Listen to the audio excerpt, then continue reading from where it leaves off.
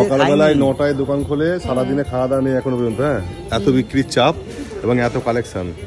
দেখাও মামাকে দেখাও, বহু পুরনো দোকানদার, 50 বছর বয়স ওনার, মানে দোকানের 50 বছর ধরে টুপি আছে। ওই কালোটা বোন বললো নিতে, চলেছে বললো এরমই নে, আমার জন্য কালো নেই। ঠিক আছে, শুধু তাই নয়, মানে হেভি রিজনেবল রেটে, খুব কম মার্জিনে ছাড়ে। এটা আমি জানি, আর কেউ জানুক আর না জানুক, আমি জানি সে দরদাম করি না। তুই তো একদম কাছের না, একদম বাস কাছের, আমি স্ট্যান্ডের দরদাম লোকের করি না, কাছে আমি তো জানি। তুমি তো কাছের, তুই তো জানবেই। হ্যাঁ, অনেকে সে দরদাম করে, এটা ভুল করে, কারণ উনি খুব খুব কম মার্জিনে ব্যবসা।